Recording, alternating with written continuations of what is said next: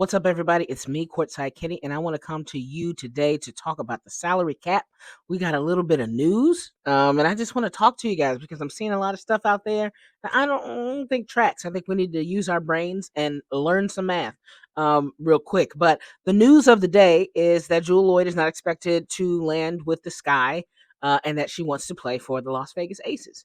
Um, Also, Chicago is looking to get Courtney Vandersloot to come home, which would be, yeah, would be a homecoming for her, which I think would be great. Honestly, I think they could use the veteran leadership, and I think Courtney Vandersloot would be a great point guard who could at least show you the basics of balancing out how to play injuries and Camila Cardoso. So I think that's a fine. I think that's fine. I don't know that you need to put all your chips in for Jewell Loyd. So I'm actually not upset with that. As far as the Las Vegas Aces and Jewell Loyd go, maybe about a week or so ago, I started to get myself into that idea that Kelsey Plum and Jewell Loyd would maybe swap out, and then um, we would be the core three with Jewell Loyd, which I think can work, and we'll talk about that in a little bit. But I just think, on the other side, there was a piece of news. I want to say Callie talked about it, that Kelsey Plum isn't 100% sure what she's going to do yet. We haven't heard from her, and I feel like that's the shoe that everybody's kind of waiting to drop. I think Jewell Loyd is one thing, but Kelsey Plum, who has a fresh new, I'm assuming, Supermax cord deal at $250,000. She makes a lot of money, and a lot of teams are trying to see where she's going to go. A lot of free agents are going to try to see where she's going to go so they can see where they can fit in.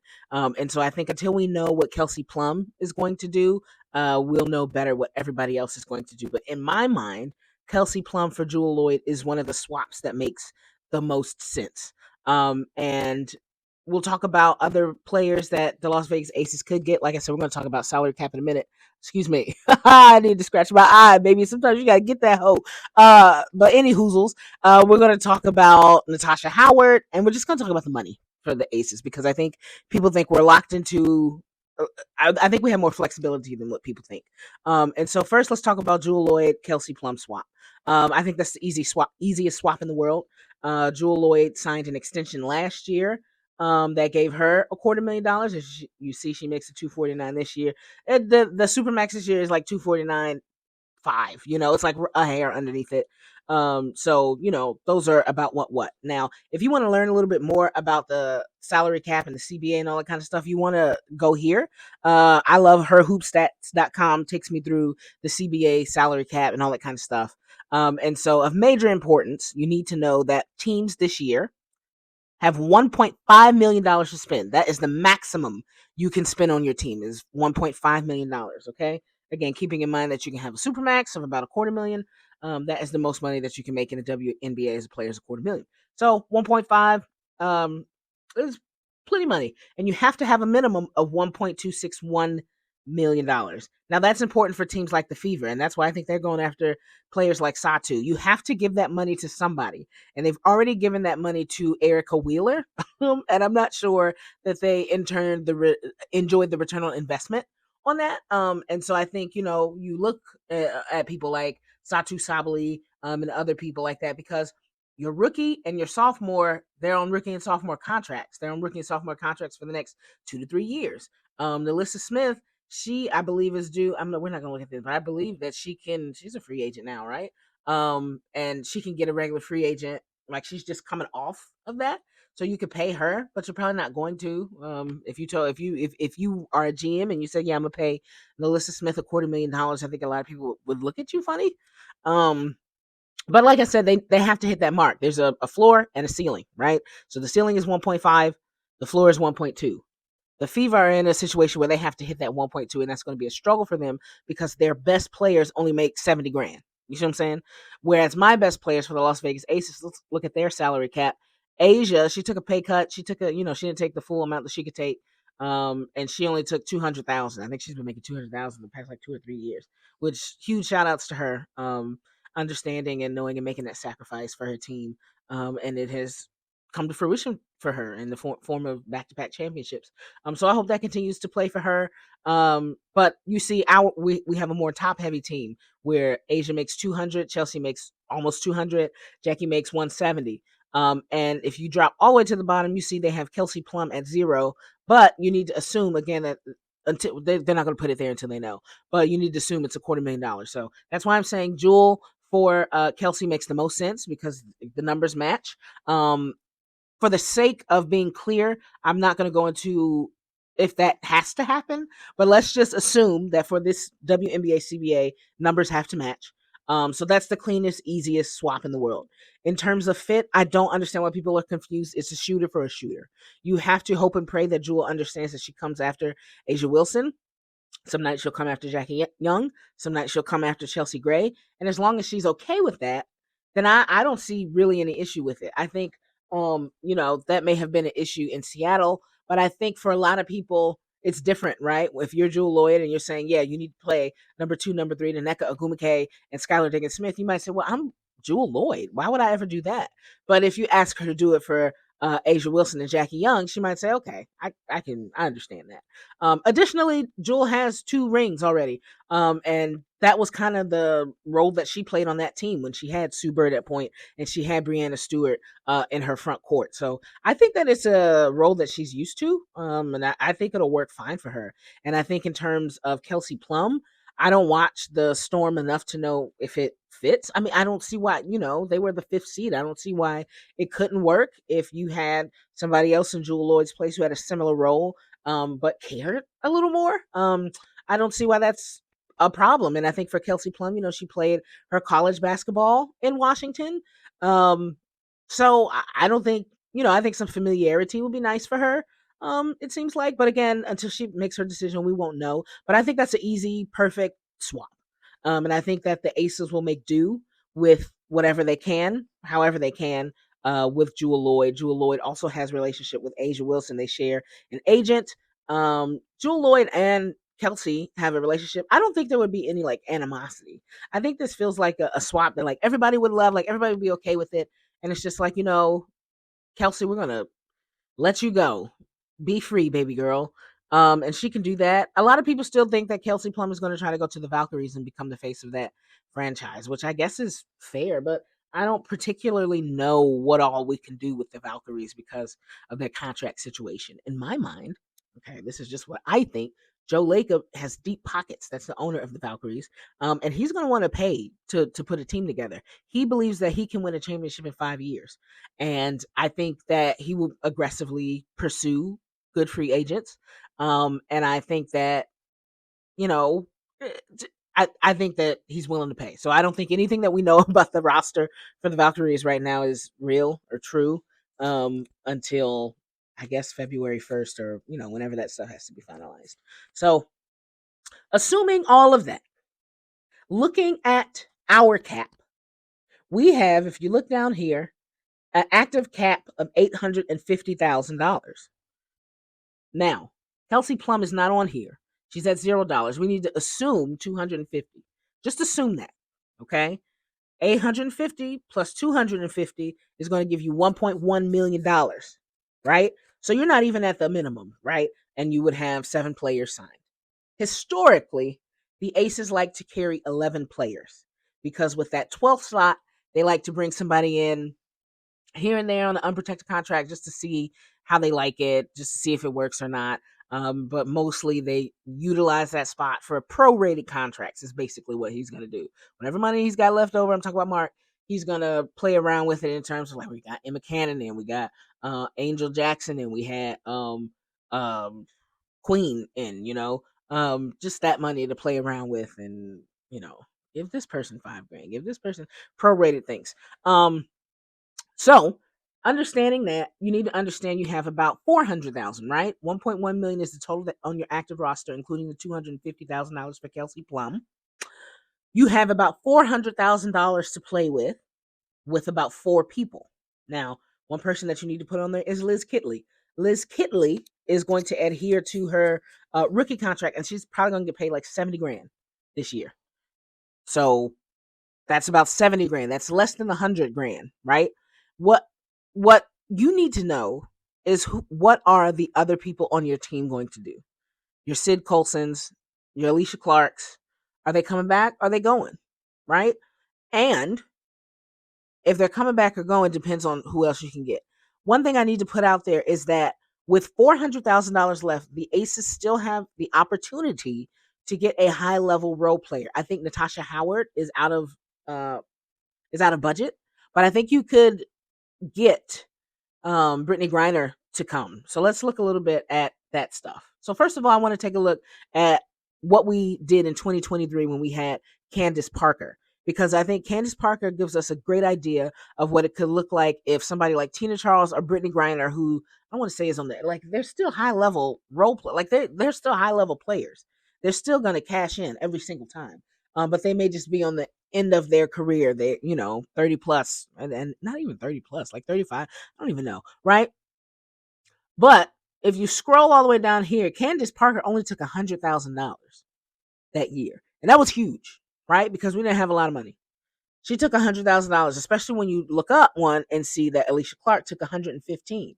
We had Boo Raquana Williams taking $150,000. She didn't even play. Between her back and the other situation, she didn't even play. So I need you guys to understand that we have money here. And then when I talk about the prorated playing around with that 12 spot, look at Elena Coates, $9,500 throughout the season, or the couple games she played at the end. She got a ring out of it. Shout out to her.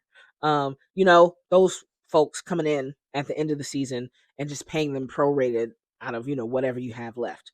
We did go over the cap this year, but again, to not freak us out, I'm not gonna go through like what that means. I would assume it's a penalty of some sort for Mark, and he's got to pay some extra money somewhere. So yeah. So that is what I think is a great look, and that is 1.4 of what we should be trying to go for this year.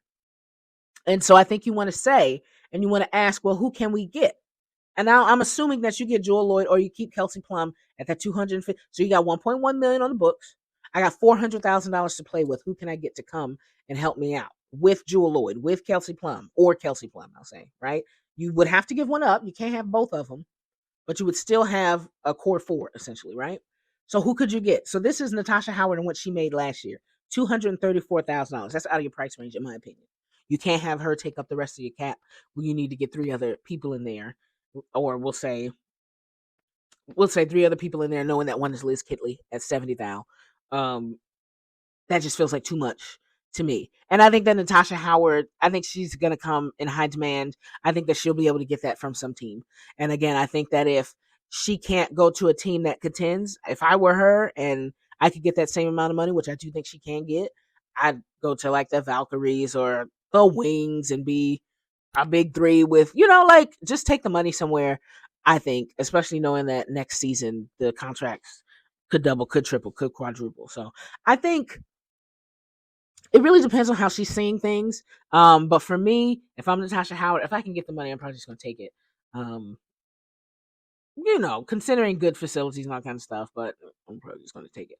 And then I wanted to look at the Brittany's not on here. Oh shoot.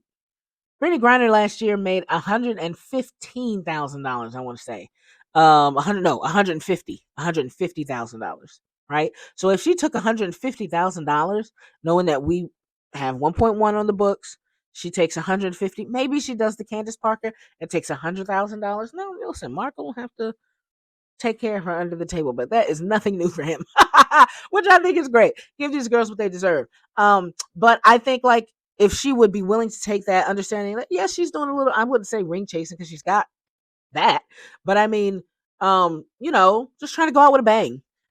Perhaps that's cool with her. A lot of Aces fans don't want Brittany Griner because they think she's slow and can't keep up with the. I don't agree with that. I want you guys to continue to take a good look at her in Unrivaled for the kind of pace of play that she has. And I know that she's on the slow side. I'm thinking about the Olympics. I know she could be on the slow side, but I still think that what she has to offer, especially when you put it up against Queen Egbo, Kia Stokes, no shade to any of them, but when you put it up against, that level of talent we've had, Brittany Griner, I think, is better. And I was just saying online, you got to understand, you got to remember, the New York Liberty are the team to beat. You're trying to beat the New York Liberty. You have beaten Jonquel Jones. You've beaten Asia at the 5 versus Jonquel Jones plenty times. plenty times. It didn't work this past semifinals because your guards sucked. Well, I don't our guards, it didn't work because your guards weren't performing like they did last year, the year prior. And they were really on one. They were really, really good.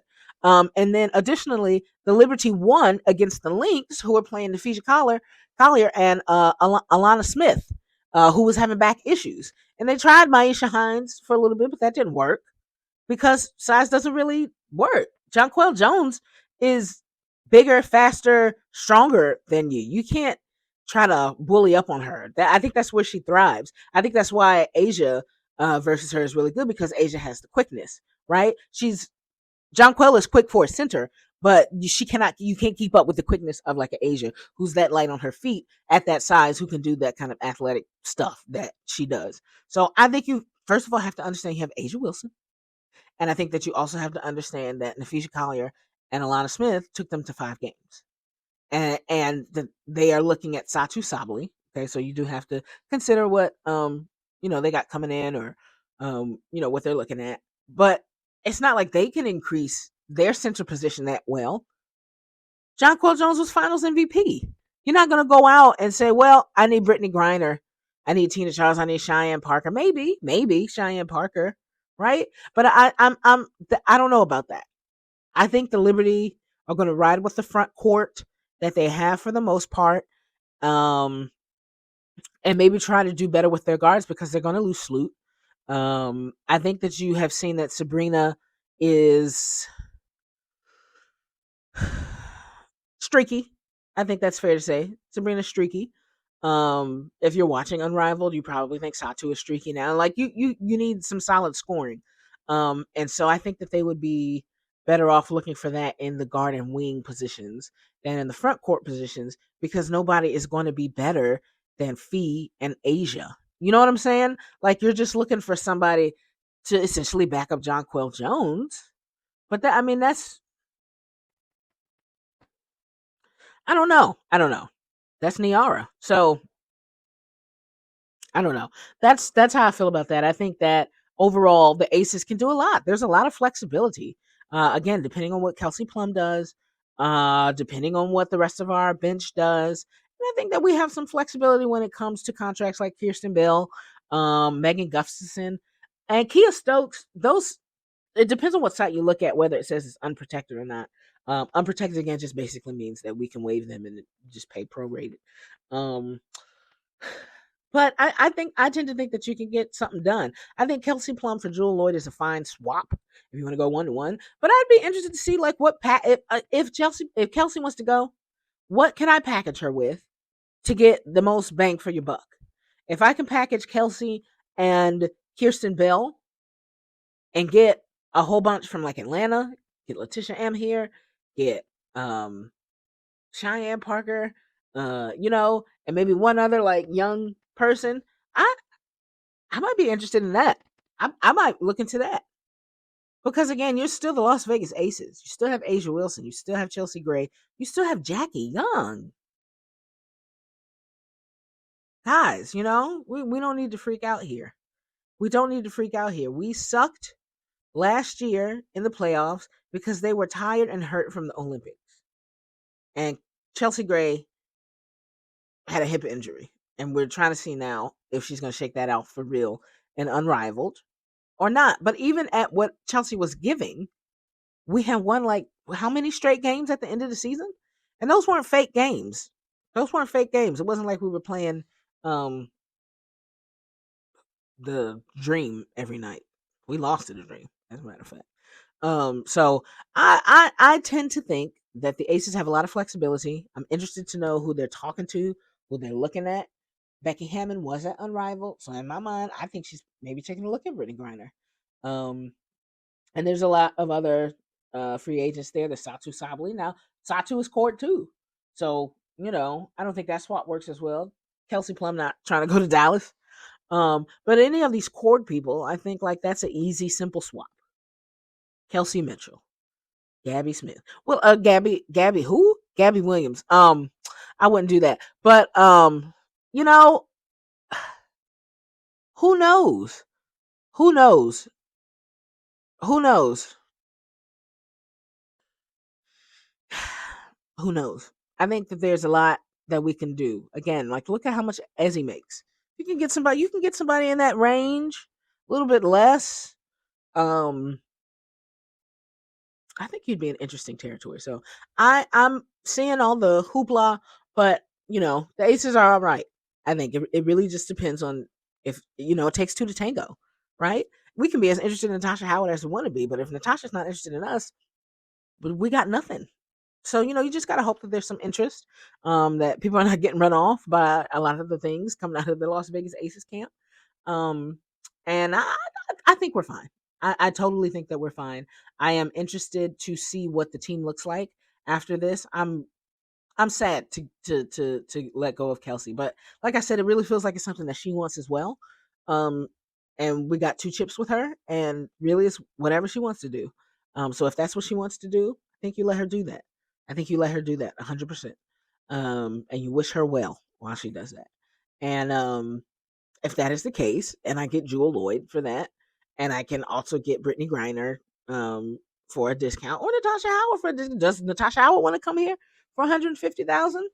Does she say, "Well, I'll take the $150,000 now to ring chase and to maybe next year get an even fatter contract because I was a key member of a championship squad." What's another thing we got going for us is you come to us, you're gonna be 6 woman of the year, period, right?